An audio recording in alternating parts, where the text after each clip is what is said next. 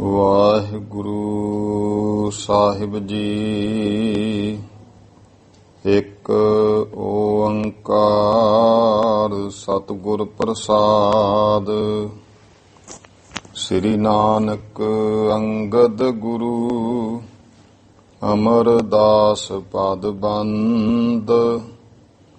ਰਾਮਦਾਸ ਅਰਜਨ ਗੁਰੂ ਬਰ ਸ੍ਰੀ ਹਰਿਗੋਬਿੰਦ। ਹਰੀ ਰਾਏ ਹਰਿ ਕ੍ਰਿਸ਼ਨ ਗੁਰ ਤੇਗ ਬਹਾਦਰ ਚੰਦ। ਦਸਵੇਂ ਗੋਬਿੰਦ ਸਿੰਘ ਗੁਰੂ ਨਮੋ ਚਰਨ ਅਰਬਿੰਦ। ਜਿਸ ਮਹਿ ਅੰਮ੍ਰਿਤ ਗਿਆਨ ਹੈ ਮਾਣਕ ਭਗਤ ਵੈਰਾਗ। ਸ੍ਰੀ ਗੁਰੂ ਗ੍ਰੰਥ ਸਾਹਿਬ ਉद्धਤ ਬੰਦੋਂ ਕਰ ਅਨੁਰਾਗ। ਸ੍ਰੀ ਗੁਰ ਸ਼ਬਦ ਕਮਾਏ ਜਨ ਜੀਤੇ ਪੰਚ ਵਿਕਾਰ। ਤਿਨ ਸੰਤਨ ਕੋ ਬੰਦਨਾ ਸਿਰ ਚਰਨਨ ਪਰ ਧਾਰ। ਏਕੰਕਾਰ ਸਤਿਗੁਰੂ ਤਿਹ ਪ੍ਰਸਾਦ ਸਚ ਹੋਏ। ਵਾਹਿਗੁਰੂ ਜੀ ਕੀ ਫਤਿਹ। ਬਿਘਨ ਬਿਨਾਸਨ ਸੋਏ। ਵਾਹਿਗੁਰੂ ਜੀ ਕੀ ਫਤਿਹ। ਬਿਘਨ ਬਿਨਾਸਨ ਸੋਏ। ਵਾਹਿਗੁਰੂ ਜੀ ਕਾ ਖਾਲਸਾ ਵਾਹਿਗੁਰੂ ਜੀ ਕੀ ਫਤਿਹ। ਗੁਰੂ ਗਰੀਬ ਨਵਾਜ ਚਬਰ ਤਖਤ ਦੇ ਮਾਲਕ ਜੁਗੋ ਜੁਗ ਅਟਲ ਦਸਾਂ ਪਾਤਸ਼ਾਹੀਆਂ ਦੀ ਆਤਮਿਕ ਜੋਤ ਧੰਨ ਧੰਨ ਸ੍ਰੀ ਗੁਰੂ ਗ੍ਰੰਥ ਸਾਹਿਬ ਜੀ ਮਹਾਰਾਜ। ਸਤਿਗੁਰੂ ਜੀ ਦੀ ਕਿਰਪਾ ਰਹਿਮਤ ਹੋਈ ਹੈ ਜੋ ਮਹਾਰਾਜ ਨੇ ਹਰ ਰੋਜ਼ ਦੀ ਤਰ੍ਹਾਂ ਸ਼ਾਮ ਦੇ ਸਮੇਂ ਦੀਆਂ ਸਤਸੰਗ ਘੜੀਆਂ ਬਖਸ਼ੀਆਂ ਹਨ। ਗੁਰੂ ਮਹਾਰਾਜ ਦੇ ਦਰ ਘਰ ਦੀ ਹਾਜ਼ਰੀ ਭਰਦਿਆਂ ਹੋਇਆਂ ਮਾਈ ਭਾਈ ਗੁਰੂ ਸਾਹਿਬ ਜੀ ਦਾ ਸੋਹਣਾ ਸੁੰਦਰ ਇਤਿਹਾਸ ਕਥਾ ਸਰਵਣ ਕਰਕੇ ਆਪਣਾ ਜੀਵਨ ਸਫਲ ਕਰ ਰਹੇ ਹੋਂ, ਲਾਹੇ ਪ੍ਰਾਪਤ ਕਰ ਰਹੇ ਹੋਂ। ਬਹੁਤ ਹੀ ਸਤਿਕਾਰਯੋਗ ਮਹਾਨ ਵਿਦਵਾਨ ਸ਼੍ਰੀਮਾਨ ਕਵੀ ਸੰਤ ਰੇਣ ਪ੍ਰੇਮ ਸਿੰਘ ਜੀ ਜੋ ਕਿ ਧੰਨ ਗੁਰੂ ਅੰਗਦ ਦੇ ਮਹਾਰਾਜ ਜੀ ਦੀ ਅੰਸ਼ ਬੰਸ ਵਿੱਚੋਂ ਸਨ। ਉਹਨਾਂ ਦੀ 12ਵੀਂ ਪੀੜ੍ਹੀ ਵਿੱਚੋਂ ਬਹੁਤ ਹੀ ਗੁਰਮੁਖ ਪਿਆਰੇ ਜਿਨ੍ਹਾਂ ਨੂੰ ਫਿਰ ਉਸੇ ਹੀ ਸਮੇਂ ਉਹਨਾਂ ਦੇ ਗੁਰ ਭਾਈ ਬਾਬਾ ਪ੍ਰੇਮ ਸਿੰਘ ਜੀ ਬੇਦੀ ਉਹਨਾਂ ਕਿਹਾ ਕਿ ਇਹ ਸੰਤ ਰੇਣ ਪ੍ਰੇਮ ਸਿੰਘ ਤੁਸੀਂ ਵਿਦਵਾਨ ਵੀ ਹੋ ਤੇ ਗੁਰੂ ਅੰਗਦ ਦੇ ਮਹਾਰਾਜ ਜੀ ਦੀ ਅੰਸ਼ ਬੰਸ ਵਿੱਚੋਂ ਹੋ।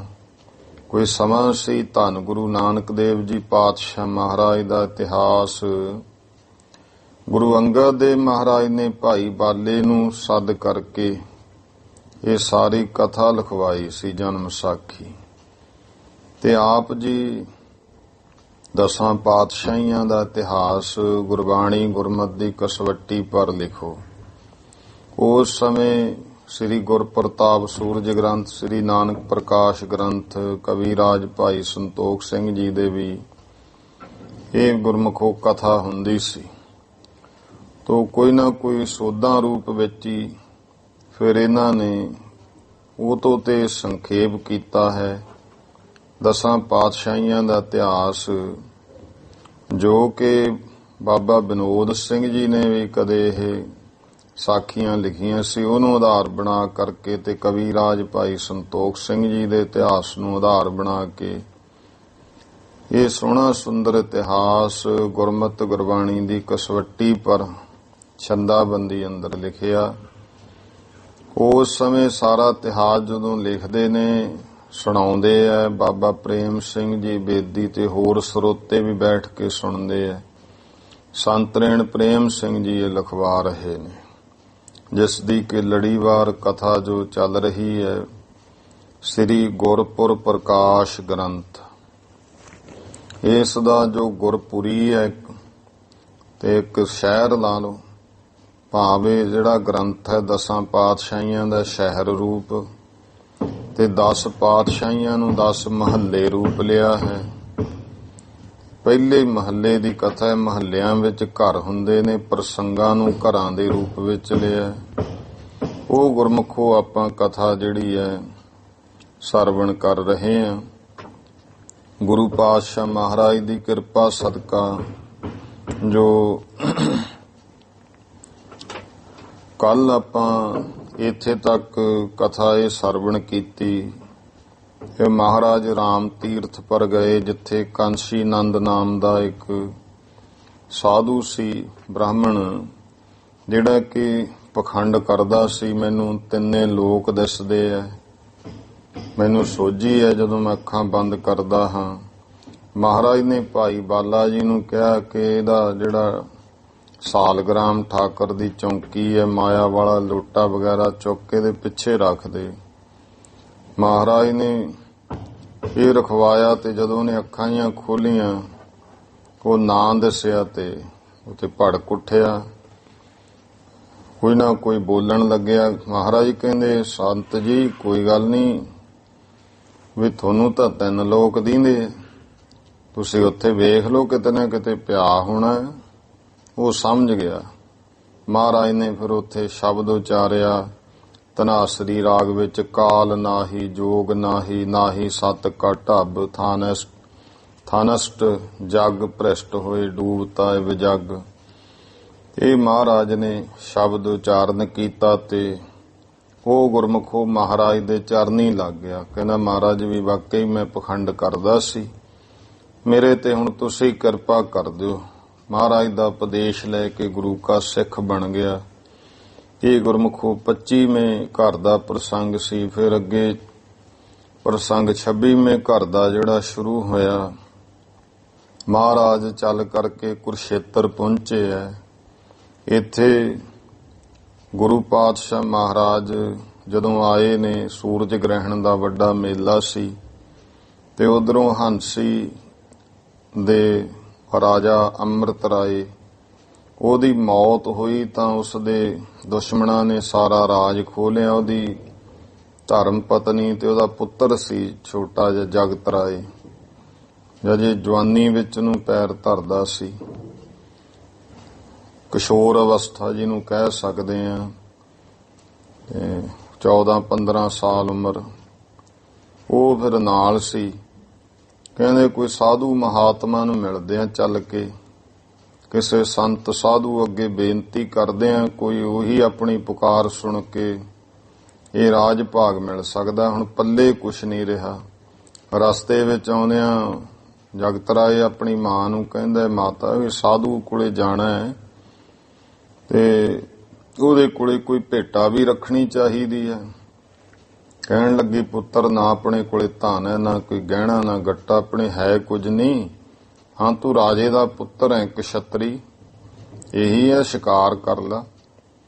ਸ਼ਿਕਾਰ ਕੀਤਾ, ਇੱਕ ਮਿਰਗ ਮਾਰ ਲਿਆ। ਇੱਥੇ ਲਿਆ ਕਿ ਮਹਾਰਾਜ ਗੁਰੂ ਨਾਨਕ ਦੇਵ ਪਾਤਸ਼ਾਹ ਜੀ ਦੇ ਦਰਸ਼ਨ ਹੋ ਗਏ। ਉਹਨਾਂ ਦਾ ਮਨ ਖਿੱਚਿਆ ਗਿਆ। ਗੁਰੂ ਪਾਤਸ਼ਾਹ ਦੀ ਮਹਿਮਾ ਤੇ ਪਹਿਲਾਂ ਵੀ ਸਰਵਣ ਕਰਦੇ ਸੀ, ਅੱਜ ਦਰਸ਼ਨ ਹੋਏ ਮਹਾਰਾਜ ਕੋਲੇ, ਉਹੀ ਭੇਟਾ ਰੱਖਤਾ ਮਿਰਗ। ਤੇ ਗੁਰੂ ਪਾਤਸ਼ਾਹ ਨੇ ਹੁਣ ਸਾਰਿਆਂ ਨੂੰ ਗੁਰਮੁਖੋ ਸਿੱਖਿਆ ਦੇਣੀ ਹੈ।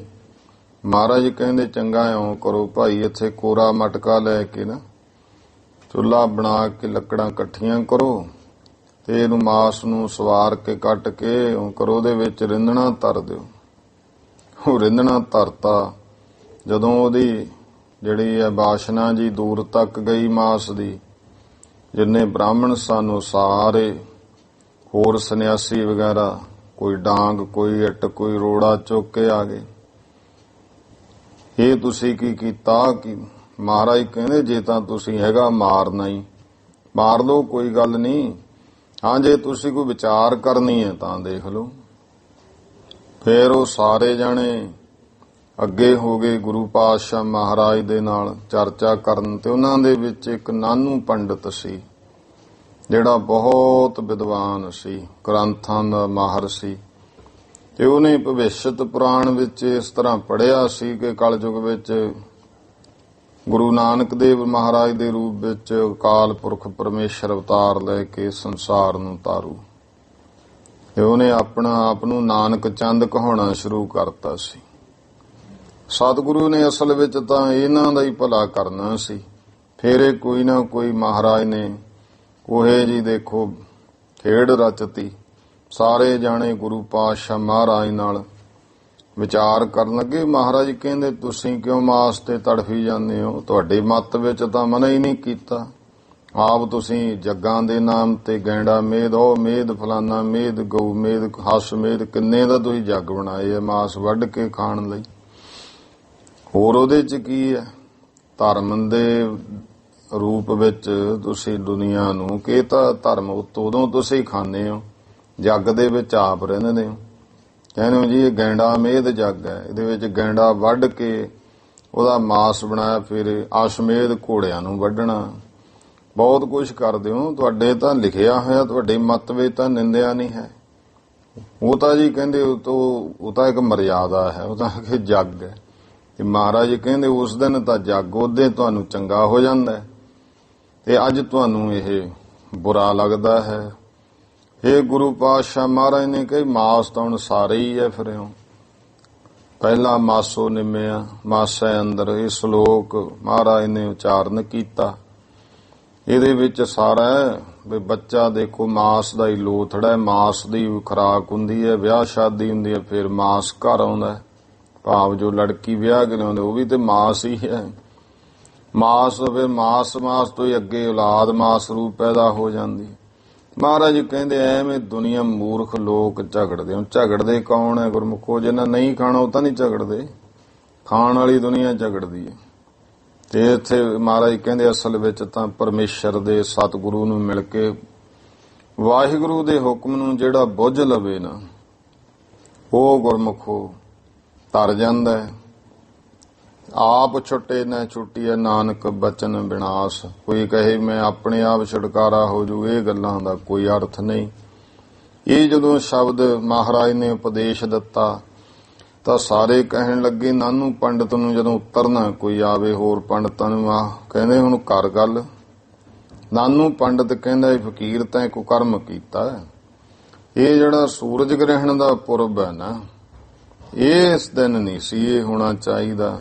ਇਹ ਤੇਰਾ ਕੈਸਾ ਸਿਧਾਂਤ ਹੈ, ਮੈਨੂੰ ਉੱਤਰ ਦਿਓ। ਉੱਥੇ ਫਿਰ ਮਹਾਰਾਜ ਨੇ ਨਾਲ ਦੂਜਾ ਸ਼ਲੋਕ ਉਚਾਰਿਆ ਜਿਹਦੇ ਆਪਾਂ 3-4 ਪੰਗਤੀਆਂ ਦੇ ਅਰਥ ਵਿਚਾਰ ਹੋਏ ਸੀ। ਉਹ ਸ਼ਲੋਕ ਗੁਰਬਾਣੀ ਦੇ ਉੱਥੋਂ ਹੀ ਅੱਗੇ ਭਾਈ ਜੋ ਹੈ ਆਪਾਂ ਵਿਚਾਰ ਕਰਦੇ ਹਾਂ। ਸ਼ਲੋਕ ਮਹੱਲਾ ਪਹਿਲਾ, ਇਹ ਗੁਰੂ ਨਾਨਕ ਦੇਵ ਪਾਤਸ਼ਾਹ ਮਹਾਰਾਜ ਦਾ ਜੋ ਮਾਸ ਕਰ ਮੂਰਖ ਝਗੜੇ, ਇੱਥੇ ਇਹ ਆਪਾਂ 2-3 ਤੁਕਾਂ ਦੇ ਅਰਥ ਕਰ ਲਏ ਸੀ। ਆਓ ਪਹਿਲਾਂ ਇਹ ਹੁਣ ਸਾਰਾ ਗੁਰਬਾਣੀ ਦਾ ਸ਼ਲੋਕ ਸ਼ਬਦ ਇਹਦੇ ਅਰਥ ਹੋਣਗੇ, ਫਿਰ ਨਾਲ ਇਤਿਹਾਸ ਕਿ ਮਹਾਰਾਜ ਨਾਨੂ ਪੰਡਤ ਨੂੰ ਉਪਦੇਸ਼ ਦੇ ਰਹੇ ਆ। ਬਾਕੀ ਸਭ ਸੰਨਿਆਸੀਆਂ ਪੰਡਤਾਂ ਵਿਦਵਾਨਾਂ ਨੂੰ ਕੁਰਸ਼ੇਤਰ ਦੀ ਧਰਤੀ ਤੇ ਇਹ ਕਿਰਪਾ ਕਰ ਰਹੇ ਨੇ। ਪ੍ਰੇਮ ਸਹਿਤ ਅੱਗੇ ਸਰਵਣ ਕਰੀਏ ਜੀ। ਸਤਨਾਮ ਸ੍ਰੀ ਵਾਹਿਗੁਰੂ ਸਾਹਿਬ ਜੀ। ਮਹੱਲਾ ਪਹਿਲਾ। ਮਾਸ ਕਰ ਮੂਰਖ ਝਗੜੇ, ਗਿਆਨ ਧਿਆਨ ਨਹੀਂ ਜਾਣੈ। ਮਹਾਰਾਜ ਕਹਿੰਦੇ ਮਾਸ ਕਰਕੇ ਮੂਰਖ ਲੋਕ ਝਗੜਦੇ ਆ। ਬੜਾ ਝਗੜਾ ਇੱਥੇ ਘੱਟ ਹੈ, ਵਿਦੇਸ਼ਾਂ 'ਚ ਹੁਣ ਹਟਿਆ। ਪਹਿਲਾਂ ਸਵਾਲ ਹੈ ਦੱਸੋ ਜੀ ਮਾਸ ਖਾਣਾ ਚਾਹੀਦਾ ਹੈ ਕਿ ਨਹੀਂ ਖਾਣਾ ਚਾਹੀਦਾ? ਇਹ ਹੋਰ ਕੋਈ ਗੱਲ ਹੀ ਨਹੀਂ ਹੈ, ਜਿਵੇਂ ਪੰਥ ਦਾ ਵੱਡਾ ਮਸਲਾ ਬਣ ਗਿਆ ਹੋਵੇ ਇਹੀ ਸਵਾਲ। 2-3 ਦਾ ਉੱਥੇ ਕਈ ਵਾਰ ਗਏ, ਮੈਂ ਕਿਹਾ ਜੇ ਤਾਂ ਤੁਸੀਂ ਇਹ ਮਸਲਾ ਹੀ ਵੱਡਾ ਬਣਾਈ ਬੈਠੇ ਹੋ। ਮੈਂ ਨਹੀਂ ਜਵਾਬ ਦਿੰਦਾ, ਜਾ ਫੇਰ ਚੁੱਪ ਕਰ। ਮੇਰੀ ਮਰਜ਼ੀ ਹੈ, ਤੁਹਾਡਾ ਕੋਈ ਮੈਂ ਬੰਨਿਆ ਐਵੇਂ ਕੋਈ ਠੇਕਾ ਤਾਂ ਨਹੀਂ ਲਿਆ। ਜਿਹੜਾ ਮਰਜ਼ੀ ਸਵਾਲ, ਇੱਕ ਰੇਡੀਓ ਵਾਲਾ ਸੀ ਤੇ ਉਹ ਮੈਨੂੰ ਪੁੱਛਣ ਲੱਗ ਗਿਆ, ਮੈਂ ਇਹਦਾ ਜਵਾਬ ਨਹੀਂ ਦੇਣਾ। ਤੇ ਤੁਸੀਂ ਇਹ ਲਾੜੀ ਫੜ ਲਿਆ, ਜਿੱਥੇ ਜਾਓ ਪਹਿਲਾਂ ਇਹੀ ਸਵਾਲ। ਉਹ 3-4 ਵਾਰੀ ਇਹੋ ਜਿਹਾ ਹੋਈ ਗੱਲ ਤੇ ਮੈਂ ਨਾ ਭਾਈ, ਮੈਂ ਹੁਣ ਤੁਹਾਡਾ ਮੁੱਲ ਨਹੀਂ ਲਿਆ, ਤੁਹਾਡੇ ਸਾਰੇ ਸਵਾਲਾਂ ਦਾ ਜਵਾਬ ਦੇਵਾਂ, ਜਾਓ, ਮੈਂ ਨਹੀਂ ਦੱਸ ਕਹਿੰਦਾ ਕੁਛ। ਇਹਦੇ ਬਹਿਸਬਾਜ਼ੀ ਕਿੰਨੀ ਮਰਜ਼ੀ ਕਰ ਲਓ। ਤੇ ਗੁਰਮੁਖੋ, ਗੁਰੂ ਗ੍ਰੰਥ ਸਾਹਿਬ ਜੀ ਦੇ ਵਿੱਚ ਇੱਕ ਵੀ ਪੰਗਤੀ ਤੁਹਾਨੂੰ ਨਹੀਂ ਮਿਲੂਗੀ ਜਿਹਦੇ ਵਿੱਚ ਇਹ ਕਿਹਾ ਹੋਵੇ ਗੁਰੂ ਸਾਹਿਬਾਂ ਨੇ ਕਿ ਮਾਸ ਖਾਧਾ ਜਾ ਸਕਦਾ। ਇਹ ਸਪਸ਼ਟ ਕਿਤੇ ਨਹੀਂ। ਇੰਨੀਆਂ ਪੰਗਤੀਆਂ ਬਹੁਤ ਨੇ ਹੋਰ ਸ਼ਬਦ ਜਿੱਥੇ ਮਹਾਰਾਜ ਨੇ ਮਨਾ ਜ਼ਰੂਰ ਕੀਤਾ ਹੈ ਇਸ ਗੱਲ ਤੋਂ। ਇਸ ਕਰਕੇ ਉਹ ਫਿਰ ਆਹ ਸ਼ਬਦਾਂ ਦਾ ਕਿ ਮਹਾਰਾਜ ਗੁਰੂ ਨਾਨਕ ਦੇਵ ਜੀ ਕਹਿੰਦੇ ਐਵੇਂ ਝਗੜੀ ਜਾਂਦੇ ਆ, ਸਾਗ ਮਾਸ 'ਚ ਕੀ ਫਰਕ ਹੈ। ਇੱਥੇ ਸਤਿਗੁਰੂ ਪਾਤਸ਼ਾਹ ਕਹਿੰਦੇ ਇਹ ਝਗੜਾ ਬਣਾ ਲਿਆ। ਮਾਸ ਕਰ ਮੂਰਖ ਝਗੜੇ, ਅਸੀਂ ਛੱਡਿਆ ਅਸੀਂ ਖਾਂਦੇ ਸਿਆਏ। ਮੂਰਖ ਪੁਰਖ ਝਗੜਦੇ ਐ, ਗਿਆਨ ਧਿਆਨ ਨਹੀਂ ਜਾਣਾ। ਮਹਾਰਾਜ ਕਹਿੰਦੇ ਹੈ ਪੰਡਤ ਜਨੋ, ਸੰਨਿਆਸੀਓ, ਵਿਦਵਾਨੋ, ਜਿਹੜਾ ਗਿਆਨ ਹੈ ਬ੍ਰਹਮ ਦਾ, ਪਰਮੇਸ਼ਰ ਦਾ, ਸਤਿਗੁਰ ਦਾ ਧਿਆਨ ਗੁਰੂ ਉਪਦੇਸ਼ ਵੱਲ ਲਾਉਣਾ, ਇਹ ਕੋਈ ਉੱਕਾ ਹੀ ਨਹੀਂ ਜਾਣਦੇ ਕਿ ਗੁਰੂ ਨੇ ਹੋਰ ਜੋ ਸਾਨੂੰ ਕਿਹਾ ਉਹ ਮੰਨਣਾ ਹੈ। ਇਸੇ ਨੂੰ ਹੀ ਗੱਲ ਬਣਾ ਲਈ। ਕੌਣ ਮਾਸ ਕੌਣ ਸਾਗ ਕਹਾਵੈ, ਕਿਸ ਪਹਿ ਕਿਸ ਮਹਿ ਪਾਪ ਸਮਾਣੇ। ਕਿਹੜਾ ਹੁਣ ਕਿਸ ਪਦਾਰਥ ਨੂੰ ਕਿ ਮਾਸ ਹੈ ਤੇ ਕਿਹੜਾ ਪਦਾਰਥ ਸਾਗ ਹੈ। ਸਾਗ ਤਾਂ ਹੁਣ ਆਪਾਂ ਜਾਣਦੇ ਹੀ ਹਾਂ, ਸਰੋਂ ਦੀਆਂ ਗੰਦਲਾਂ ਦਾ ਸਾਗ ਬਣ ਜਾਂਦਾ। ਕੌਣ ਮਾਸ ਕੌਣ ਸਾਗ ਕਹਾਵੈ, ਕਿਸ ਮਹਿ ਪਾਪ ਸਮਾਣੇ। ਕਿਹੜੇ ਕਰਮ ਦੇ ਵਿੱਚ ਪਾਪ ਗੁਨਾਹ ਸਮਾਏ ਹੋਏ। ਇਹ ਭਾਵਨਾ ਨਾਲ ਹੈ, ਪਾਪ ਪੁੰਨ ਗੁਰਮੁਖੋ। ਮਹਾਰਾਜ ਜੀ ਕਹਿੰਦੇ ਹੈ ਪੰਡਤ ਜਨੋ, ਭਾਈ ਤੁਹਾਨੂੰ ਇਸ ਗੱਲ ਦਾ ਗਿਆਨ ਨਹੀਂ। ਅਸਲ ਵਿੱਚ ਕਿਸੇ ਦਾ ਪਰਾਇਆ ਹੱਕ ਖਾਣਾ, ਇਹ ਮਾਸ ਖਾਣ ਮੁਰਦਾ ਖਾਣ ਦੀ ਨਿਆਈ, ਤੇ ਆਪਣਾ ਹੱਕ ਖਾਣਾ ਇਹ ਸਾਗ ਵੱਤ ਹੈ। ਇਸ ਕਰਕੇ ਹੁਣ ਕਰਮਾਂ ਕਿਹੜਾ ਕਰਮ ਹੈ। ਜੀਵ ਘਾਤ ਕਰਕੇ ਪੇਟ ਭਰ ਲਿਆ, ਖਾ ਲਿਆ ਮਾਸ, ਹੁਣ ਇਹ ਪਾਪ ਰੂਪ ਹੀ ਹੈ। ਇਸ ਤਰ੍ਹਾਂ ਦੇ ਮਾਸ ਵਿੱਚ ਫਿਰ ਪਾਪ ਸਮਾਉਣ ਦਾ ਹੀ ਫਤਵਾ ਲੱਗ ਜਾਂਦਾ ਹੈ। ਤੇ ਵਿਆਹਾਂ ਸ਼ਾਦੀਆਂ ਵਿੱਚ ਹੁੰਦਾ ਹੈ ਜਿਹੜਾ ਸ਼ਰਾਬ ਮਾਸ ਇਹ ਚੱਲਦਾ ਹੈ। ਇੱਕ ਗੱਲ ਯਾਦ ਰੱਖਣੀ, ਜਿਹੜਾ ਗੁਰਮੁਖੋ ਪਹਿਲਾਂ ਕੋਈ ਕਾਰਨ ਹੁੰਦਾ ਹੈ, ਕਾਰਨ ਤੋਂ ਅੱਗੇ ਕਾਰਜ ਬਣਦਾ ਹੈ। ਕਾਰਨ ਕੀ ਹੈ? ਲੜਕੇ ਲੜਕੀ ਦਾ ਵਿਆਹ, ਤੇ ਉਹ ਤੋਂ ਉਸੇ ਕਰਕੇ ਕਾਰਜ ਬਣਿਆ ਨਾ ਵਿਆਹ ਦਾ। ਇੱਕ ਲੜਕੇ ਤੇ ਲੜਕੀ ਕਾਰਨ ਹੈ, ਉਹ ਤੋਂ ਅੱਗੇ ਸਾਰਾ ਕਾਰਜ ਬਣਿਆ। ਤੇ ਫਿਰ ਜੇ ਕਾਰਜ ਵਿੱਚ ਪਾਪ ਵਗੈਰਾ ਹੋਏ ਹੈ, ਉਹਦਾ ਜਿਹੜਾ ਫਲ ਹੈ ਨਾ ਪਾਪਾਂ ਦਾ ਦੁੱਖ, ਇਹ ਫਿਰ ਉਹਨਾਂ ਨੂੰ ਭੁਗਤਣਾ ਪੈਂਦਾ ਜਿਨ੍ਹਾਂ ਰਾਹੀਂ ਇਹ ਕਾਰਨ ਬਣਿਆ। ਉਹ ਲੜਕਾ ਲੜਕੀ ਫਿਰ ਭੋਗਦੇ ਆ। ਇਸੇ ਕਰਕੇ ਤੁਸੀਂ ਦੇਖੋ ਦੁੱਖਾਂ ਤਕਲੀਫ ਕਿੰਨਾ ਕੁਛ ਹੁੰਦਾ ਹੈ, ਕਿਉਂਕਿ ਫਿਰ ਫਲ ਤਾਂ ਉਹਨਾਂ ਨੂੰ ਭੋਗਣਾ ਪੈਣਾ ਨਾ। ਤੁਹਾਡੀ ਵਜ੍ਹਾ ਨਾਲ ਹੋਇਆ ਇਹ ਵਿਆਹ, ਤਾਂ ਜਿਨ੍ਹਾਂ ਦਾ ਸੀ ਉਹਨਾਂ ਦਾ ਹੀ ਕਰਕੇ ਹੋਇਆ। ਜੇ ਹੁਣ ਉਹ ਦੋਨੇ ਜਣੇ ਕਹਿ ਦੇਣ ਵੀ ਅਸੀਂ ਤਾਂ ਆਨੰਦ ਕਾਰਜ ਉਦੋਂ ਕਰਾਵਾਂਗੇ, ਉਸ ਦਿਨ ਵਿਆਹ ਕਰਾਵਾਂਗੇ, ਜੇ ਤੁਸੀਂ ਦੋਨੇ ਪਰਿਵਾਰ ਕਹੋ ਆ ਨਹੀਂ ਹੋਣਾ, ਤੇ ਦੂਜੇ ਕਿਵੇਂ ਕਰ ਲੈਣਗੇ। ਇਸ ਕਰਕੇ ਮੁੱਖ ਕਾਰਨ ਜਿਹੜਾ ਹੈ ਉਹ ਹੈ ਲੜਕਾ ਲੜਕੀ। ਵਿਆਹ ਦਾ ਜਿਹੜਾ ਕਾਰਜ ਬਣ ਗਿਆ, ਤੇ ਕਾਰਜ ਦੇ ਵਿੱਚ ਇੱਕ ਪਹਿਲਾਂ ਕਾਰਨ ਹੁੰਦਾ ਹੈ। ਜੇ ਕਾਰਜ ਕਰਦਿਆਂ ਮਾੜਾ ਕਰਮ ਹੋਇਆ, ਮਾੜਾ ਕਾਰਜ ਹੋ ਗਿਆ, ਉਹਦਾ ਫਲ ਕਾਰਨ ਨੂੰ ਭੁਗਤਣਾ ਪੈਣਾ। ਇਹ ਗੱਲ ਯਾਦ ਰੱਖਣੀ। ਜਦੋਂ ਵੀ ਕੋਈ ਮਹਾਰਾਜ ਦੇ ਇਹ ਸਾਨੂੰ ਵੀ ਉਪਦੇਸ਼ ਦਿੱਤਾ ਇਹਦੇ ਵਿੱਚ, ਕਿਸ ਮਹਿ ਪਾਪ ਸਮਾਣੇ। ਹੁਣ ਇਹ ਪਾਪ ਹੈ, ਜੀਵ ਘਾਤ ਹੋਈ, ਪੇਟ ਭਰਨ ਵਾਸਤੇ ਖਾ ਲਿਆ। ਇਸ ਤਰ੍ਹਾਂ ਦੇ ਮਾਸ ਵਿੱਚ ਫਿਰ ਪਾਪ ਸਮਾਉਣ ਦਾ ਹੀ ਫਤਵਾ ਲੱਗਦਾ। ਮਾਸ ਖਾਣ ਦੀ ਜਦੋਂ ਇੱਛਾ ਅੰਦਰ ਫੁਰੀ ਤੇ ਉਹਦੀ ਪ੍ਰਾਪਤੀ ਲਈ ਫਿਰ ਯਤਨ ਕਰਦਾ, ਤੇ ਉਹ ਯਤਨ ਹੀ ਪਾਪਾਂ ਵਿਕਾਰਾਂ ਨੂੰ ਕਮਾਉਂਦਾ ਹੈ। ਇਸ ਕਰਕੇ ਫਿਰ ਜੈਸਾ ਉਹ ਖਾਦਾ ਉਹੇ ਜੇ ਭਾਈ ਪਾਪ ਵਿਕਾਰ ਪੈਦਾ ਹੁੰਦੇ ਨੇ। ਹੋਰ ਵਸਤੂ ਹੈ। ਹੁਣ ਜੇ ਕੋਈ ਮਨਾ ਕਹਿੰਦੇ ਜੇ ਮਾਸ ਸਾਗ ਵਿੱਚ, ਦੇਖੋ ਸਾਗ ਦੇ ਵਿੱਚ ਉਹਨੂੰ ਖਾਣੇ ਕੋਈ ਪਾਪ ਤਾਂ ਨਹੀਂ ਲੱਗਦਾ ਨਾ। ਐਸੀ ਇੱਕ ਜਿਹੜੀ ਹੈ ਜਿਹਦੇ ਖਾਣ ਨਾਲ ਵਿਕਾਰ ਪੈਦਾ ਹੋਣ ਤੇ ਉਹ ਪਾਪੀ ਬਿਰਤੀ ਬਣੇ, ਫਿਰ ਉਹ ਪਾਪ ਰੂਪ ਕਰਮ ਮਾੜਾ ਹੈ। ਜਿਹਦੇ ਖਾਣ ਨਾਲ ਉਹ ਵਸਤੂ ਨਿਖਿੱਧ ਖਾਣੀ ਨਹੀਂ ਹੈ ਜਿਹੜੀ ਵਿਕਾਰ ਪੈਦਾ ਕਰ ਦੇਵੇ। ਪੇਟ ਪੂਰਤੀ ਨਿਰਵਾਹ ਵਾਸਤੇ ਕੁਦਰਤੀ ਆਹਾਰ ਪਰਮੇਸ਼ਰ ਨੇ ਸਾਨੂੰ ਦਿੱਤੇ। ਤੋ ਸਤਿਗੁਰੂ ਸੱਚੇ ਪਾਤਸ਼ਾਹ ਮਹਾਰਾਜ ਨੇ ਉਪਦੇਸ਼ ਦਿੱਤਾ ਹੈ, ਪੰਡਤੋ ਕੌਣ ਮਾਸ ਕੌਣ ਸਾਗ ਕਹਾਵੈ, ਕਿਸ ਮਹਿ ਪਾਪ ਸਮਾਣੇ ਦੱਸੋ। ਅੱਗੇ ਸਤਿਗੁਰੂ ਜੀ ਉਪਦੇਸ਼ ਕਰਦੇ ਹਨ, ਗੈਂਡਾ ਮਾਰ ਹੋਮ ਜਗ ਕੀਏ, ਦੇਵਤਿਆ ਕੀ ਬਾਣੇ। ਫਿਰ ਤੁਸੀਂ ਇਹ ਕੁਛ ਕਰਦੇ ਹੋ, ਦੇਵਤਿਆਂ ਦੀ ਕੀ ਬਾਣੇ, ਦੇਵਤਿਆਂ ਦੇ ਜਾਂ ਬਾਣੀ ਜਾਂ ਬਾਣ। ਇਸ ਕਰਕੇ ਜਿਵੇਂ ਦੇਵਤਿਆਂ ਨੇ ਗੈਂਡਾ ਆਦਿਕ ਇਹ ਮਾਰ ਕੇ ਜਾਨਵਰ ਹੋਮ ਜਗ ਕੀਤੇ, ਗੈਂਡਾ ਆਦਿਕ ਜਿਹੜੇ ਮਾਰੇ ਤੇ ਜੱਗ 'ਚ ਹਵਨ ਕਰਤੇ। ਦੇਵਤਿਆਂ ਕੀ ਬਾਣੀ, ਦੇਵਤਿਆਂ ਦੀ ਜਿਹੜੀ ਵੇਦ ਬਾਣੀ ਉਹਦੇ ਵਿੱਚ ਇਸ ਤਰ੍ਹਾਂ ਲਿਖਿਆ, ਜਾਂ ਦੇਵ ਬਾਣ ਆਦਤ ਨੂੰ ਵੀ ਕਹਿੰਦੇ ਆ।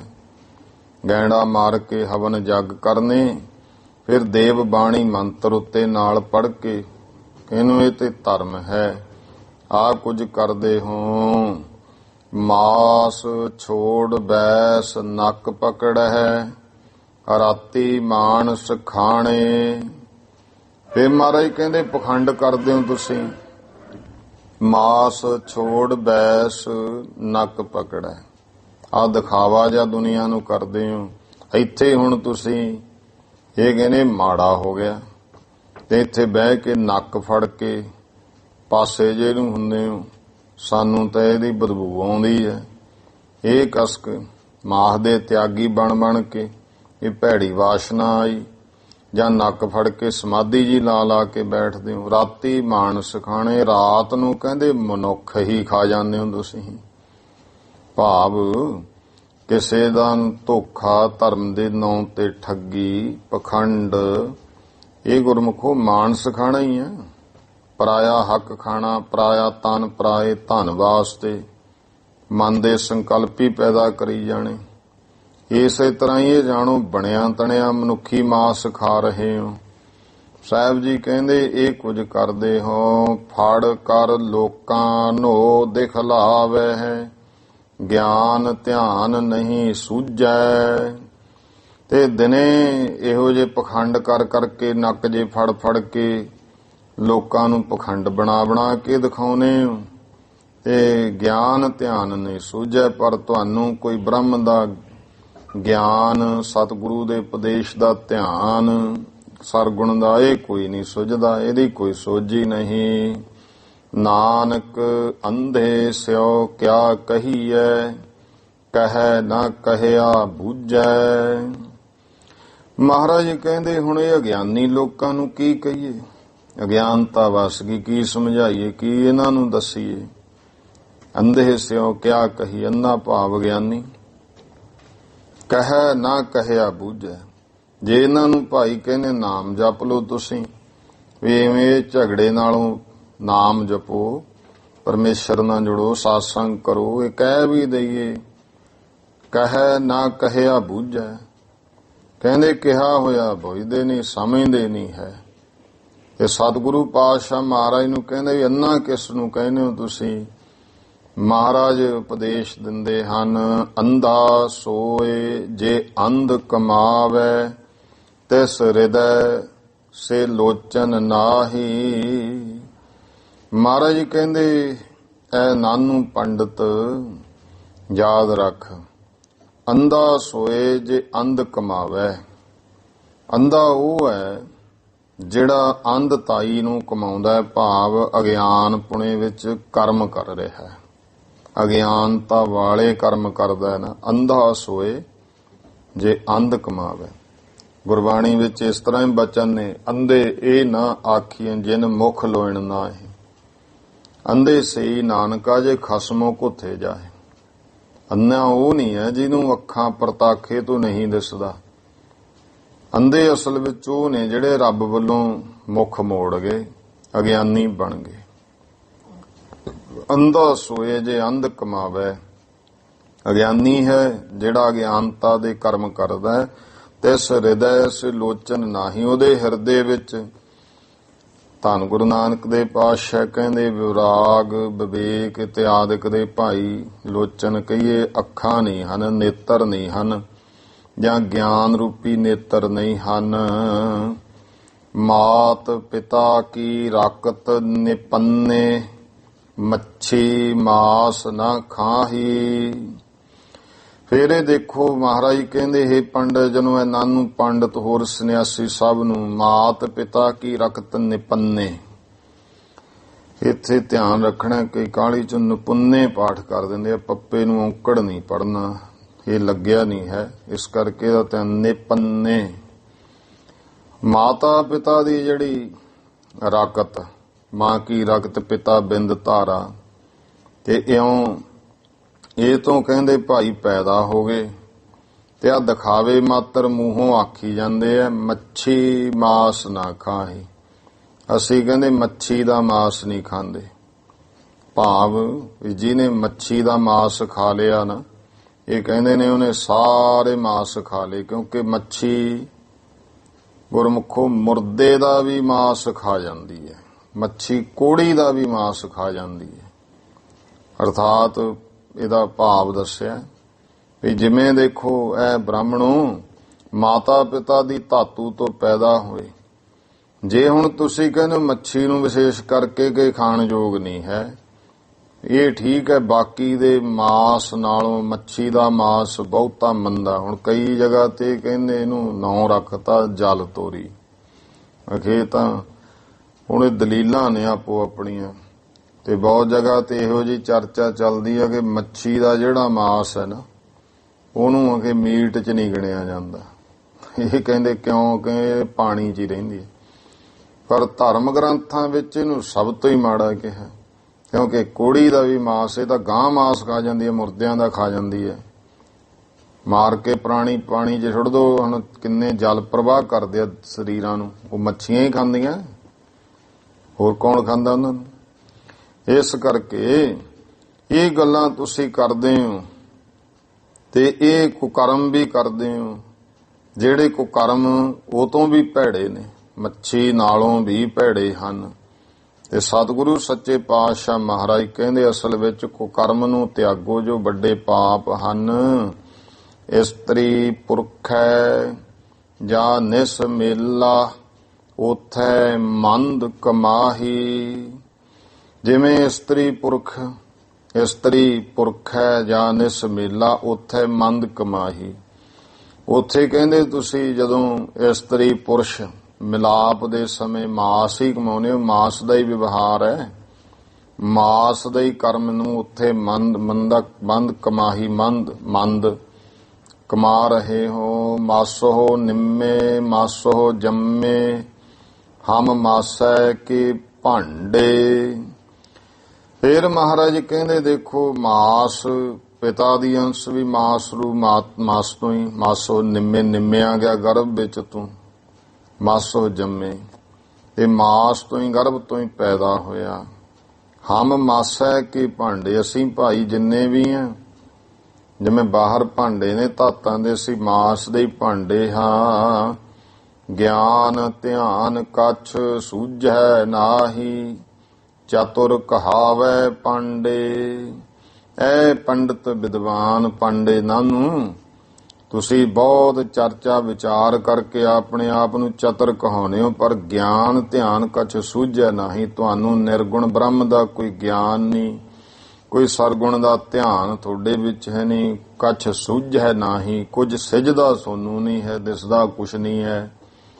ਚਤੁਰ ਕਹਾਵੈ, ਐਵੇਂ ਦੁਨੀਆ 'ਚ ਵਿਦਵਾਨ ਬਣ ਕੇ ਆਪਦੇ ਆਪ ਨੂੰ ਚਤੁਰ ਕਹਾਉਨੇ ਹੋ। ਬਾਹਰ ਕਾ ਮਾਸ ਮੰਦਾ ਸੁਆਮੀ, ਘਰ ਕਾ ਮਾਸ ਚੰਗੇਰਾ। ਫਿਰ ਤੁਸੀਂ ਸੁਆਮੀ ਬਣਦੇ ਹੋ। ਬਾਹਰ ਕਾ ਮਾਸ ਮੰਦਾ ਸੁਆਮੀ, ਸੁਆਮੀ ਕਹਾਉਣ ਵਾਲੇ ਪੰਡਤ, ਬਾਹਰ ਦਾ ਮਾਸ ਭੈੜਾ ਲੱਗਦਾ ਤੇ ਘਰ ਦਾ ਮਾਸ ਤੁਹਾਨੂੰ ਚੰਗਾ ਨਾ। ਇਹ ਵੀ ਦਵੈਤ ਦ੍ਰਿਸ਼ਟੀ ਹੈ ਨਾ। ਹੋਰ ਜੀਵਾਂ ਨੂੰ ਮਾੜਾ ਭਾਵ ਬਾਹਰ ਦਾ ਇਹਦਾ ਭਾਵ ਕੀ ਹੈ? ਬਗਾਨਾ ਦੂਜਿਆਂ ਨੂੰ ਸਮਝਣਾ ਮਾੜੇ ਤੇ ਆਪਣੇ ਇਸਤਰੀ ਬੱਚਿਆਂ ਨੂੰ ਚੰਗੇ ਸਮਝਣਾ। ਘਰ ਦਾ ਮਾਸ ਚੰਗਾ ਸਮਝਦੇ ਹੋ ਤੇ ਬਾਹਰੋਂ ਠੱਗੀਆਂ ਮਾਰ ਕੇ ਧੋਖੇ ਫਰੇਬ ਨਾਲ ਪਖੰਡ ਕਰ ਕਰਕੇ ਘਰਦਿਆਂ ਨੂੰ ਖਵਾਉਨੇ ਹੋ। ਇਹਦਾ ਮਤਲਬ ਬਾਹਰ ਵਾਲੇ ਮਾੜੇ ਹੋ ਗਏ, ਘਰ ਦੇ ਚੰਗੇ ਹੋ ਗਏ।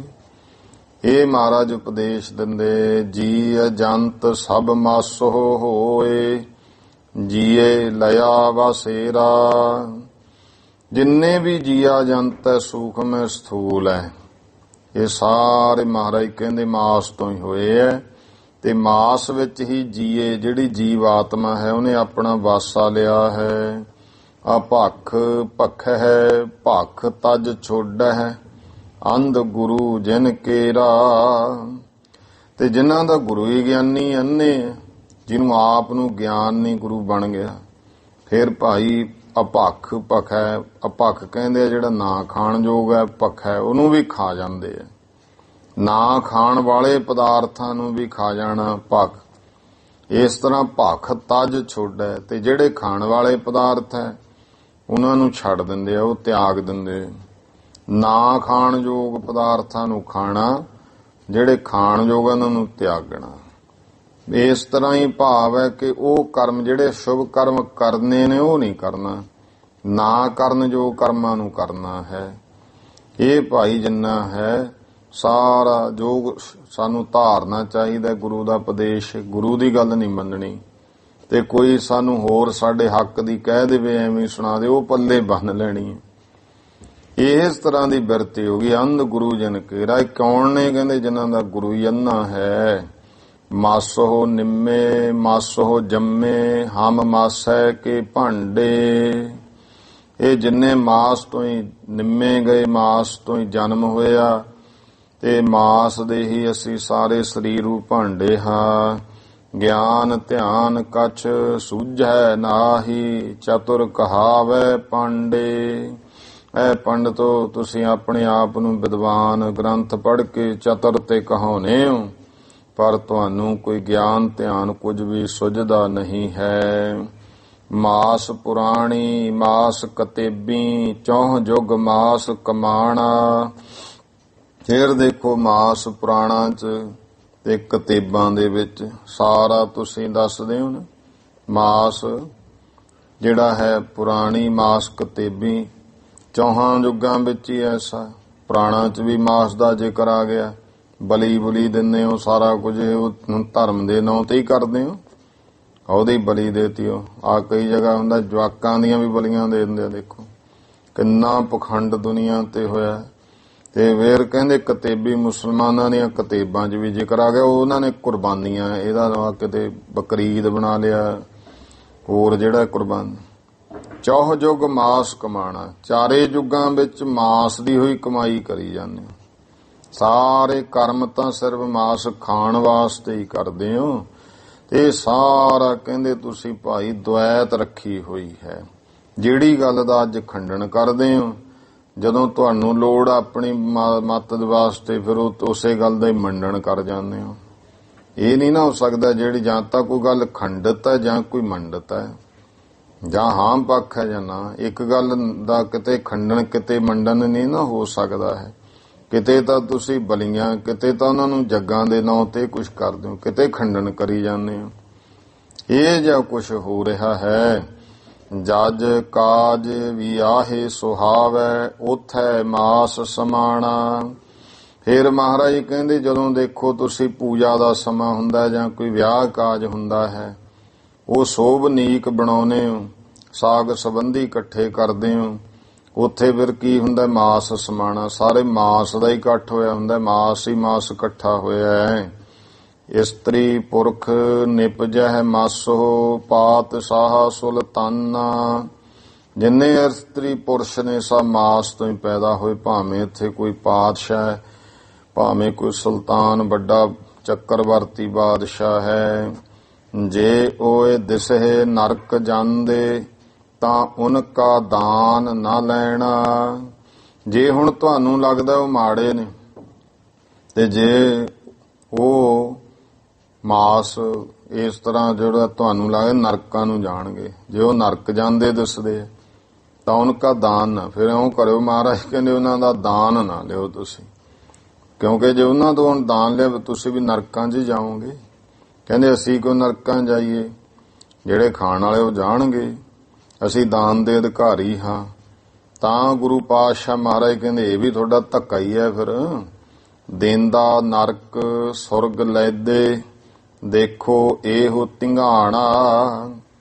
ਵੀ ਦਾਨ ਦੇਣ ਵਾਲਾ ਤਾਂ ਨਰਕ, ਤੇ ਦਾਨ ਲੈਣ ਵਾਲੇ ਕਹਿੰਦੇ ਸਵਰਗਾਂ ਨੂੰ ਜਾਵਾਂਗੇ। ਇਹ ਵੀ ਤੁਹਾਡੀ ਭਾਈ ਬੇਇਨਸਾਫੀ, ਇਹ ਵੀ ਧੱਕੋ ਜੋਰੀ ਹੋਈ ਹੈ। ਇਹ ਆਪਣੇ ਆਪ ਨੂੰ ਹੀ ਆਪ ਹੀ ਮੋਹਰ ਲਾ ਲਈ, ਅਸੀਂ ਤਾਂ ਸਿੱਧੇ ਹੀ ਆ, ਸਾਡਾ ਤਾਂ ਨਹੀਂ। ਤੇ ਆ ਦੂਸਰੇ ਆ ਜਿਹੜੇ, ਉਹ ਕਹਿੰਦੇ ਇਹ ਜਾਣਗੇ ਹੁਣ ਨਰਕਾਂ ਨੂੰ।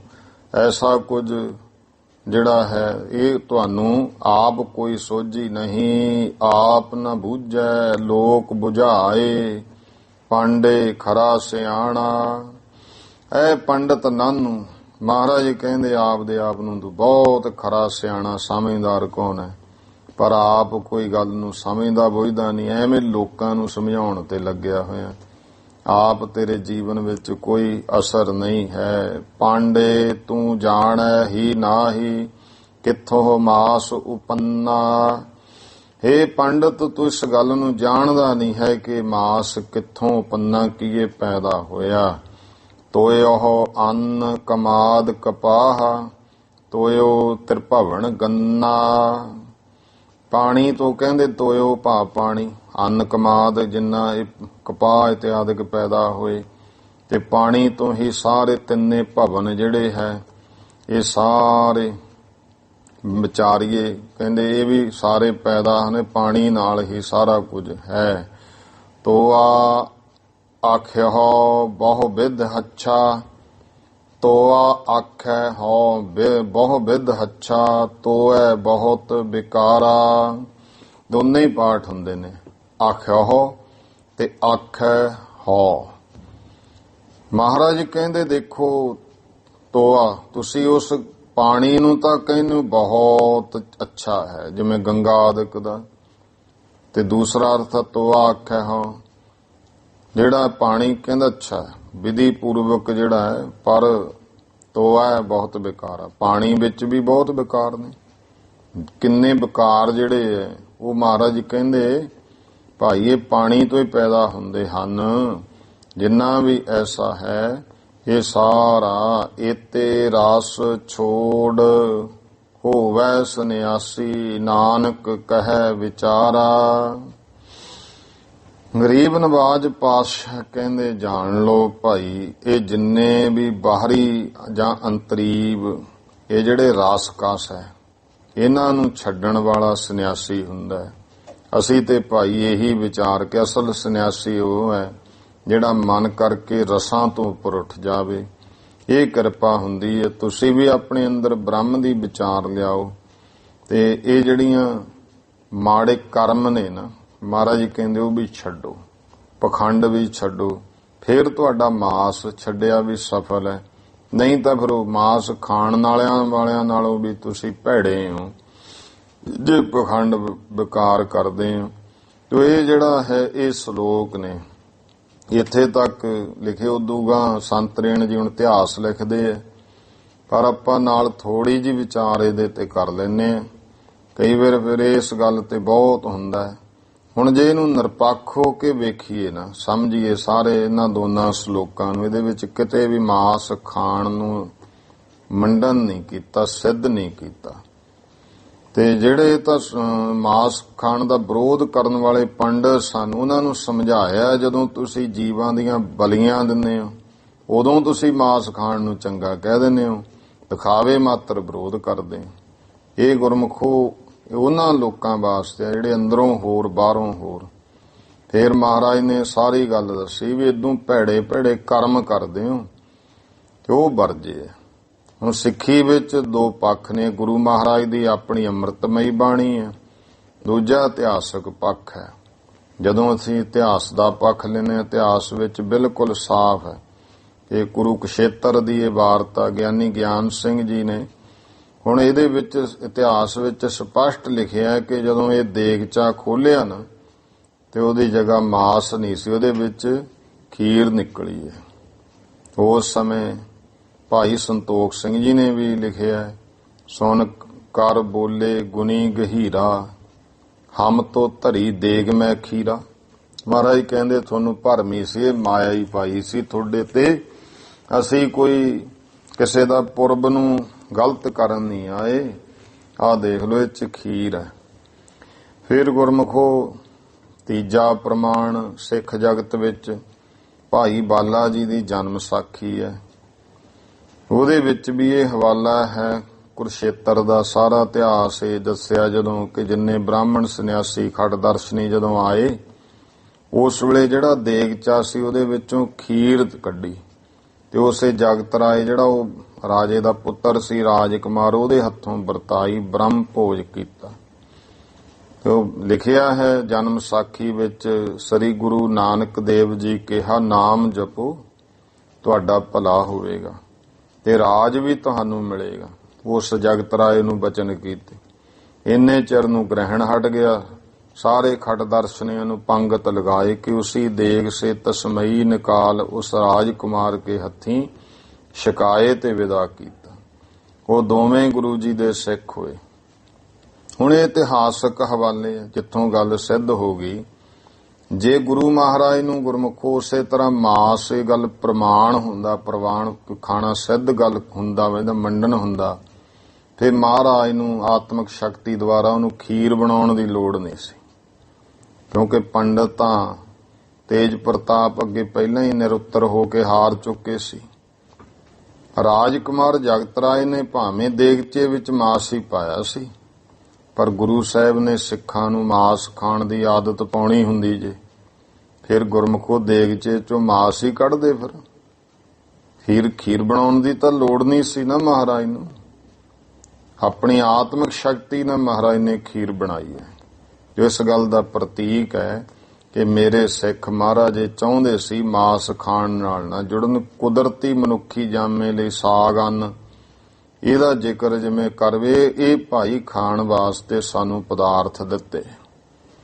ਪਰ ਕੋਈ ਸ਼ੰਕਾਵਾਦੀ ਹੈ, ਉਹ ਨਾਸਤਿਕਤਾ ਦੇ ਪ੍ਰਭਾਵ ਚ ਆ ਕੇ ਉਹ ਕਹਿੰਦੇ ਅਸੀਂ ਇਸ ਇਤਿਹਾਸ ਨੂੰ ਨਹੀਂ ਮੰਨਦੇ। ਜੇ ਹੁਣ ਉਹ ਕਹਿੰਦੇ ਇਤਿਹਾਸ ਦੀ ਗੱਲ ਨਹੀਂ ਮੰਨਦੇ, ਇਹ ਤਾਂ ਗੁਰਬਾਣੀ ਦੀ ਗੱਲ ਮੰਨਦੇ। ਫਿਰ ਦੂਸਰਾ ਆਪਾਂ ਗੁਰੂ ਸਾਹਿਬ ਦੀ ਆਪਣੀ ਰਚਨਾ ਗੁਰਬਾਣੀ ਹੈ, ਇਹ ਵੀ ਗੁਰਮੁਖੋ ਕੋਈ ਸਧਾਰਨ ਮਨੁੱਖ ਦੀ ਰਚਨਾ ਵੱਲ ਦੇਖਿਓ ਤਾਂ ਨਹੀਂ, ਦੋ ਪੱਖੀ ਗੱਲ ਤੇ ਹੁਣ ਇੱਕ ਦੂਜੇ ਨੂੰ ਕੱਢਦੀ ਹੋਵੇ, ਇਹ ਤਾਂ ਨਹੀਂ ਹੋ ਸਕਦਾ, ਬਾਣੀ ਚ ਨਹੀਂ ਹੈ। ਸਤਿਗੁਰੂ ਜੀ ਨੇ ਜੋ ਬਾਣੀਆਂ ਮੁੱਢ, ਜਿਵੇਂ ਆਪਾਂ ਜਪਜੀ ਸਾਹਿਬ ਦੀ 18ਵੀਂ ਪੌੜੀ ਦੇ ਵਿੱਚ ਆਉਂਦਾ ਹੈ ਕਿ ਕਿੰਨੇ ਬੇਗਣਤ ਲੋਕ ਮੂਰਖ, ਬੇਗਣਤੀ ਅਣਗਿਣਤ ਚੋਰ, ਅਣਗਿਣਤ ਹਰਾਮ ਖਾਣ ਵਾਲੇ ਹੈ। ਹਰਾਮ ਖਾਣਾ ਕੀ ਹੁੰਦਾ? ਜਿਹਦੇ ਵਿੱਚ ਕੋਈ ਆਪਣਾ ਹੱਕ ਨਾ ਹੋਵੇ। ਚੋਰੀ, ਠੱਗੀ, ਹੇਰਾ ਫੇਰੀ, ਰਿਸ਼ਵਤਖੋਰੀ, ਕਿਸੇ ਵੀ ਤਰੀਕੇ ਨਾਲ ਕਿਸੇ ਦਾ ਹੱਕ ਮਾਰਨਾ ਤੇ ਆਪ ਖਾਣਾ, ਇਹ ਹਰਾਮ ਖਾਣਾ ਹੈ। ਮਹਾਰਾਜ ਨੇ ਬਚਨ ਕਹਿਣਾ ਅਸੰਖ ਗਲ ਵੱਢ ਹੱਤਿਆ ਕਮਾਹੇ। ਹੁਣ ਇਹਦੇ ਵਿੱਚ ਮਹਾਰਾਜ ਨੇ ਸਪਸ਼ਟ ਕਰਤਾ ਸੰਖ ਪਾਪੀ ਪਾਪ ਕਰ ਜਾਏ। ਭਈ ਜੀਵਾਂ ਦੇ ਜਿੰਨੇ ਗਲ ਵੱਢਦੇ ਆ ਹੱਤਿਆ ਕਮਾ ਰਹੇ, ਤਾਂ ਮਹਾਰਾਜ ਨੇ ਅਸੰਖ ਗਲ ਵੱਢ ਹੱਤਿਆ ਕਮਾਹੇ। ਹੁਣ ਜੀਵ ਮਾਰਨ ਵਾਲੇ ਨੂੰ ਮਹਾਰਾਜ ਨੇ ਹੱਤਿਆ ਕਮਾਹੇ, ਹੱਤਿਆਰਾ ਹੀ ਕਿਹਾ ਗੁਰਬਾਣੀ 'ਚ, ਤੇ ਹਥਿਆਰੇ ਨੂੰ ਪਾਪ ਕਰਨ ਵਾਲਾ ਫਿਰ ਨਾਲ ਕਿਹਾ ਸੰਖ ਪਾਪੀ ਪਾਪ ਕਰ ਜਾ। ਇਹ ਪ੍ਰਮਾਣ ਸਪਸ਼ਟ ਹੈ, ਮਹਾਰਾਜ ਨੇ ਜਪਜੀ ਸਾਹਿਬ ਵਿੱਚ ਹੀ ਦੇਤਾ।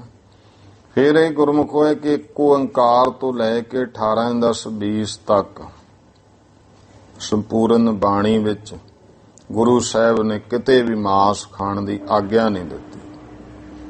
ਤੇ ਹੋਰ ਜਿਵੇਂ ਇਸ ਤਰ੍ਹਾਂ ਦੇ ਉਪਦੇਸ਼ ਦਿੱਤੇ ਨਾ ਖਾਣ ਬਾਰੇ ਤੇ ਪੰਕਤੀਆਂ ਜਿਵੇਂ ਆਪਾਂ ਨੇ, ਜੇ ਰਤ ਲੱਗੈ ਕੱਪੜਾ ਜਾਮਾ ਹੋਏ ਪਲੀਤ, ਜੋ ਰਤ ਪੀਵੈ ਮਾਨਸਾ ਤਿਨ ਕਿਉ ਨਿਰਮਲ ਚੀਤ। ਹੁਣ ਜਦੋਂ ਮਾਸ ਉਹਦੇ ਵਿੱਚ ਖੂਨ ਤਾਂ ਜਾਂਦਾ ਹੀ ਹੈ ਨਾ, ਭਾਵੇਂ ਉਹਨੂੰ ਭੁੰਨ ਲਿਆ, ਉਹਦੇ ਵਿੱਚ ਤਾਂ ਤੱਤ ਹੈ। ਫਿਰ ਮਹਾਰਾਜ ਨੇ ਇੱਕ ਜਗ੍ਹਾ ਬਚਨ ਹੈ, ਇੱਕ ਮਾਸ ਹਾਰੀ ਇੱਕ ਤ੍ਰਿਣ ਖਾਹੇ, ਇੱਕ ਨਾ 36 ਅੰਮ੍ਰਿਤ ਪਾਹੇ, ਇੱਕ ਮਿੱਟੀਆਂ ਮੈਂ ਮਿੱਟੀਆਂ ਖਾਹੇ, ਇੱਕ ਪੌਣ ਸੁਮਾਰੀ ਪੌਣ ਸੁਮਾਰ, ਇੱਕ ਨਿਰੰਕਾਰੀ ਨਾਮ ਆਧਾਰ। ਜੀਵੈ ਦਾਤਾ ਮਰੈ ਨਾ ਕੋਈ, ਨਾਨਕ ਮੁੱਠੇ ਜਾਹੇ ਨਾਹੀ ਮਨ ਸੋਏ। ਇਸ ਤਰ੍ਹਾਂ ਦੇ ਪ੍ਰਮਾਣ ਨੇ। ਜਿਵੇਂ ਪੰਜਵੇਂ ਪਾਤਸ਼ਾਹ ਜੀ ਮਹਾਰਾਜ ਦੇ ਬਚਨ ਹੈ, ਵੇਦ ਪੜ੍ਹੈ ਮੁਖ ਮੀਠੀ ਬਾਣੀ, ਜੀਆਂ ਕੋਹਤ ਨਾ ਸੰਗੈ ਪ੍ਰਾਣੀ।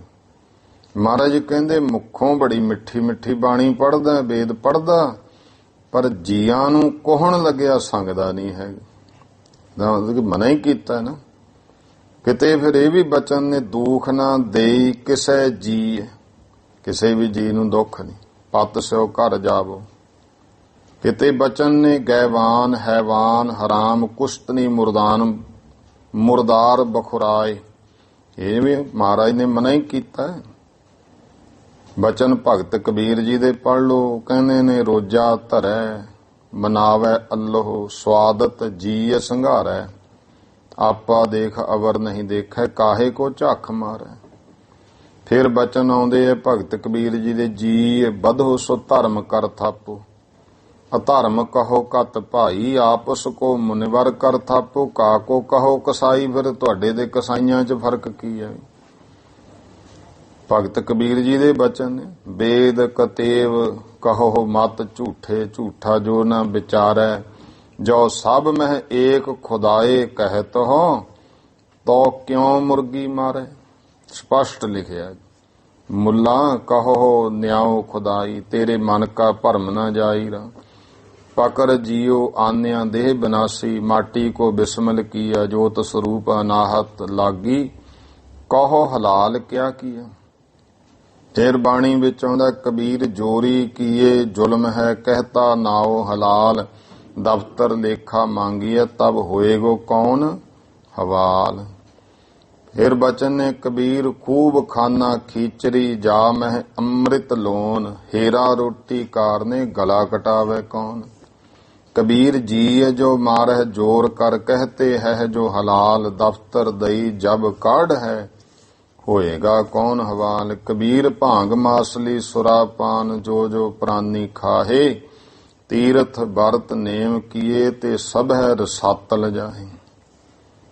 ਤੀਜੇ ਪਾਤਸ਼ਾਹ ਮਹਾਰਾਜ ਤੋਂ ਲੈ ਕੇ ਛੇਵੇਂ ਪਾਤਸ਼ਾਹ, ਚਾਰ ਗੁਰੂ ਸਾਹਿਬਾਂ ਦੀ ਸੰਗਤ ਕਰਨ ਵਾਲੇ ਗੁਰੂ ਘਰ ਦੇ ਵੇਦ ਵਿਆਸ ਭਾਈ ਗੁਰਦਾਸ ਜੀ, ਉਹ ਵੀ ਮਾਸ ਨਾ ਖਾਣ ਦੇ ਸੰਬੰਧ ਵਿੱਚ ਆਪਣੀ ਵਾਰ ਵਿੱਚ ਲਿਖਦੇ।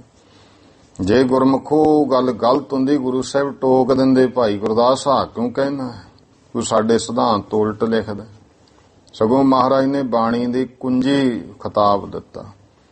ਭਾਈ ਸਾਹਿਬ ਕਹਿੰਦੇ, ਮਾਸ ਖਾਨ ਗਲ ਵੱਢ ਕੈ, ਹਾਲ ਤਨਾੜਾ ਕੌਣ ਹੋਵਸੀ, ਗਰਭ ਗਰੀਬੀ ਦੇਹ ਖੇਹ, ਖਾਜ ਅਖਾਜ ਅਕਾਜ ਕਰਚ। ਕਿਤੇ ਭਾਈ ਸਾਹਿਬ ਭਾਈ ਗੁਰਦਾਸ ਜੀ ਕਹਿੰਦੇ, ਮਾਸ ਖਾਨ ਗਲ ਛੁਰੀ ਦੇ, ਹਾਲ ਤਨਾੜਾ ਕੌਣ ਅਲੋਆ, ਜੀਭੈ ਹੁੰਦਾ ਫੇੜਿਆ, ਖੌ ਦੰਦਾ ਮੋਹ ਭੰਨ ਬਗੋਆ। ਕਿਤੇ ਉਹਨਾਂ ਦੇ ਐਸੇ ਬਚਨ ਨੇ, ਫੰਦਕ ਉਧਰੈ ਆਖੀਨ, ਫਾਹੀ ਪਾਏ ਨ ਫੜੀਐ ਟੰਗਾ, ਜੇ ਕਾ ਸਾਈ ਉਧਰਿਆ, ਜੀਆ ਘਾਏ ਨਾ ਖਾਈਐ ਭੰਗਾ। ਹੁਣ ਇਹ ਇੰਨੇ ਪ੍ਰਮਾਣ ਹੋ ਗਏ, ਤੇ ਫਿਰ ਵੀ ਜੇ ਕੋਈ ਨਾ ਮੰਨੇ ਵੀ, ਫਿਰ ਹੁਣ ਇਹਦਾ ਤਾਂ ਮਤਲਬ ਇਹ ਹੈ, ਉਹ ਇਹੀ ਚਾਹੁੰਦੇ ਕਿ ਰੱਬ ਵੀ ਆ ਜੇ ਸਾਹਮਣੇ, ਇਹਨਾਂ ਦੇ ਹੱਥ ਬੰਨ੍ਹ ਕੇ ਕਹੇ ਨਾ ਖਾਓ, ਇਹਨਾਂ ਨੇ ਫਿਰ ਵੀ ਕੋਈ ਨਾ ਕੋਈ ਦਲੀਲ ਦੇ ਦੇਣੀ ਹੈ, ਨਹੀਂ ਨਹੀਂ ਤੈਨੂੰ ਨਹੀਂ ਪਤਾ। ਤੇ ਹੁਣ ਇੰਨੇ ਪ੍ਰਮਾਣ ਨੇ, ਤੇ ਫਿਰ ਵੀ ਗੁਰਮੁਖੋ ਜਿਹੜਾ ਕੋਈ ਗੁਰਬਾਣੀ ਤੇ ਭਰੋਸਾ ਰੱਖਦਾ, ਉਹਦੇ ਅੰਦਰ ਤੇ ਕੋਈ ਸ਼ੰਕਾ ਨਹੀਂ ਨਾ ਰਹਿਣੀ ਚਾਹੀਦੀ। ਤੇ ਬਾਕੀ ਸਾਨੂੰ ਇਹ ਵੀ ਉਪਦੇਸ਼ ਹੈ, ਭਾਈ ਗੁਰ ਕਹਿਆ ਸਾਕਾਰ ਕਮਾਵੋ, ਗੁਰ ਕੀ ਕਰਨੀ ਕਾਹੇ ਤਾਵੋ। ਜੋ ਗੁਰੂ ਨੇ ਕਿਹਾ ਉਹ ਕਮਾਉਣਾ, ਗੁਰੂ ਦੀ ਕਰਨੀ ਵੱਲ ਨਾ ਤੂੰ ਭੱਜਣੀ, ਕਿਤੇ ਤੂੰ ਉਹ ਕਰਨੀ ਕਰ ਨਹੀਂ ਸਕਦਾ। ਗੁਰੂ ਨੇ ਪੁੱਤ ਵੀ ਵਾਰੇ ਆ, ਤੇ ਤੂੰ ਉਂਗਲ ਨਹੀਂ ਕਟਾ ਸਕਦਾ ਗੁਰਮੁਖਾ। ਇਸ ਕਰਕੇ ਜੋ ਗੁਰੂ ਦਾ ਉਪਦੇਸ਼ ਹੈ ਨਾ, ਤੂੰ ਉਹ ਕਮਾ ਲਾ।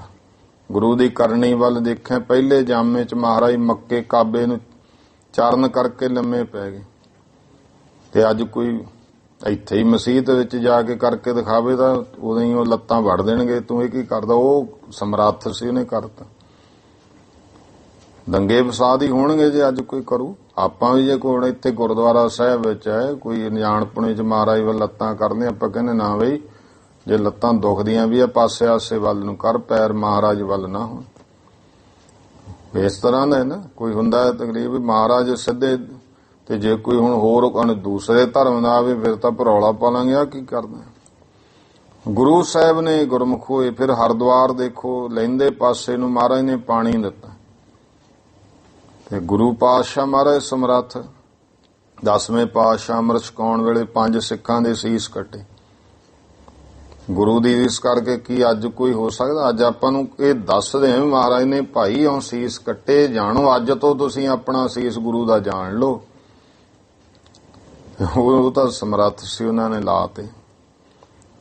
ਖਾਲਸਾ ਪੰਥ ਜਿਹੜਾ ਹੈ, ਜੋ ਗੁਰੂ ਨੇ ਮਰਜ਼ਾਦਾ ਤੋਰੀ ਹੈ ਨਾ, ਜੋ ਸਾਨੂੰ ਉਪਦੇਸ਼ ਦਿਓ, ਮਰਜ਼ਾਦਾ ਤੇ ਪਹਿਰਾ ਦਿੰਦਾ। ਜੇ ਗੁਰੂ ਦੀ ਕਰਨੀ ਤੇ ਮਾਛੀਵਾੜਾ ਸਾਹਿਬ ਤੋਂ ਆਲਮਗੀਰ ਸਾਹਿਬ ਤੱਕ ਦਾ ਇਤਿਹਾਸ, ਤੇ ਇਸ ਤਰ੍ਹਾਂ ਉੱਥੇ ਹੁਣ ਜਦੋਂ ਕਿਹਾ ਹੀ ਮਾਸ ਖਾਓ, ਮਹਾਰਾਜ ਨੇ ਕਿਹਾ ਸਿੱਖੋ ਕਿਰਪਾਨ ਭੇਟ ਕਰਕੇ, ਫਿਰ ਉਹ ਕਿਰਪਾਨ ਭੇਟ ਹੋਈ ਤਾਂ ਸਾਹਮਣੇ ਕੜਾਹ ਪ੍ਰਸ਼ਾਦ ਬਣਿਆ ਛਕਿਆ। ਤੇ ਜੇ ਉਹ ਗੁਰਮੁਖੋਂ ਮਾਸ ਖਾਣਾ ਸਹੀ ਹੁੰਦਾ, ਮਹਾਰਾਜ ਕਹਿੰਦੇ ਕੋਈ ਨਾ ਉਹ ਖਾ ਲਓ ਭਾਈ, ਕੋਈ ਗੱਲ ਨਹੀਂ।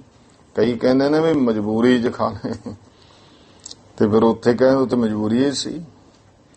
ਗੁਰੂ ਪਾਤਸ਼ਾਹ ਮਹਾਰਾਜ ਨੇ ਐਸੇ ਜਿਹੜੇ ਉਪਦੇਸ਼ ਦਿੱਤੇ, ਕਿਰਪਾਨ ਭੇਟ ਗੁਰਦੁਆਰਾ ਜਿੱਥੇ ਮਾਸ ਤੋਂ ਬਦਲ ਕੇ ਕੜਾਹ ਪ੍ਰਸ਼ਾਦ ਬਣੇ, ਤੇ ਕਿੰਨਾ ਦੇਗ ਸਰ।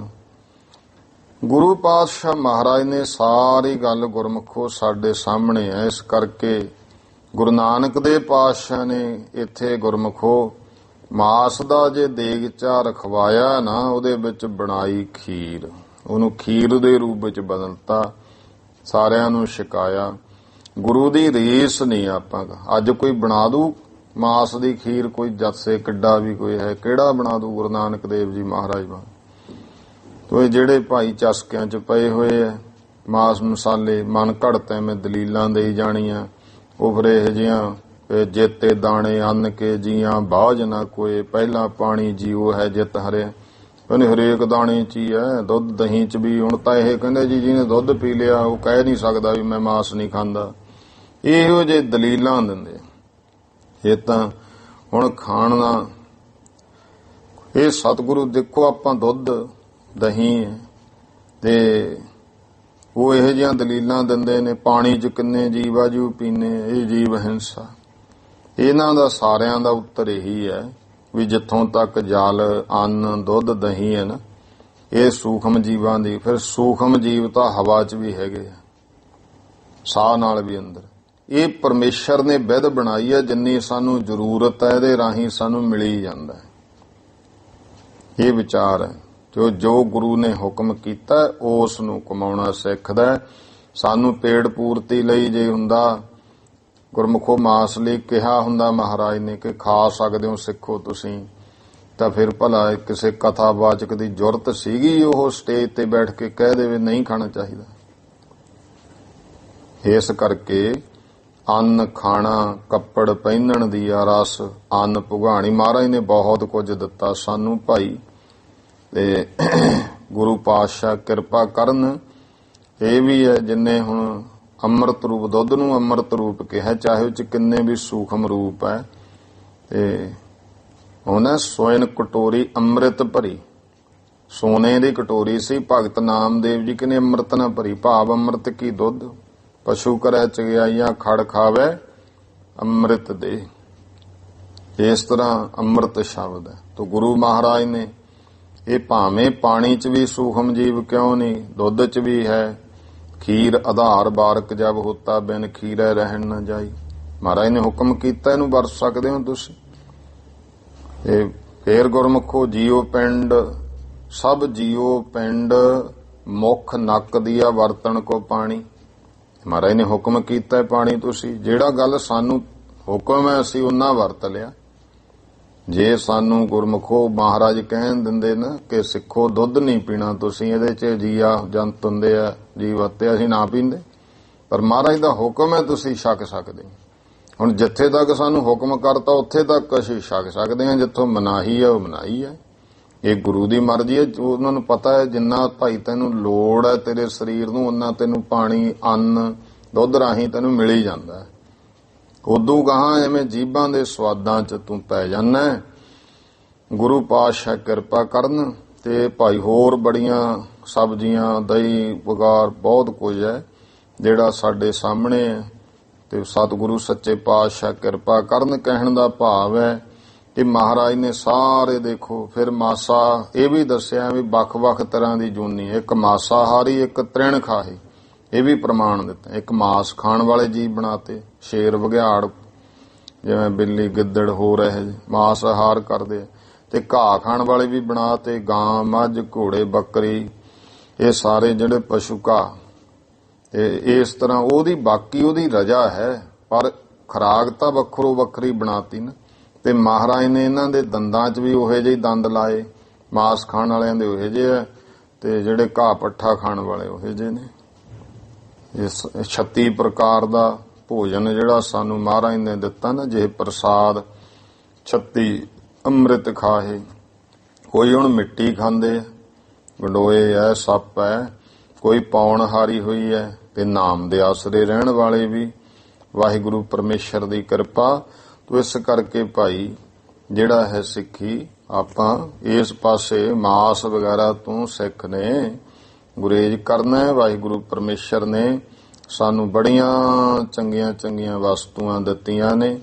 ਆਓ ਇਹ ਜਿਹੜਾ ਸੀ ਤਾਂ ਨਾਲ ਇੰਨੀ ਕਿ ਜ਼ਰੂਰਤ ਸੀ, ਗੱਲ ਸੋਚਿਆ ਕਹਿ ਦਈਏ। ਗੁਰੂ ਪਾਤਸ਼ਾਹ ਜੀ ਨੇ ਉਪਦੇਸ਼ ਦਿੱਤਾ ਹੈ ਚੌਪਈ।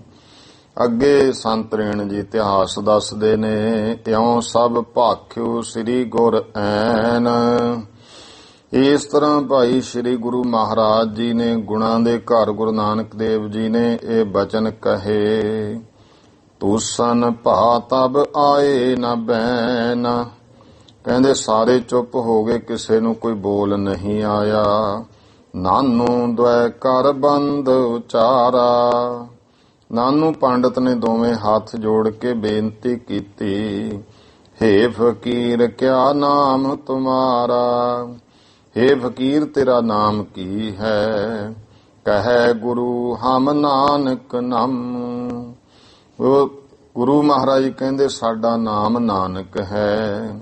ਸੇਵਕ ਨਿਰੰਕਾਰ ਸੁਖ ਧੰਮ। ਜੋ ਸੁੱਖਾਂ ਦਾ ਘਰ ਨਿਰੰਕਾਰ, ਅਸੀਂ ਤਾਂ ਉਸ ਦੇ ਸੇਵਕ ਹਾਂ। ਸੁਣ ਕਰ ਨਾਨੂ ਸਰੋਨ ਮਝਾਰਾ। ਇਹ ਸੁਣ ਕੇ ਨਾਨੂ ਪੰਡਤ ਕੰਨਾਂ ਵਿੱਚ ਨਿਜ ਸੰਗਮ ਸੋ ਬਚਨ ਉਚਾਰਾ।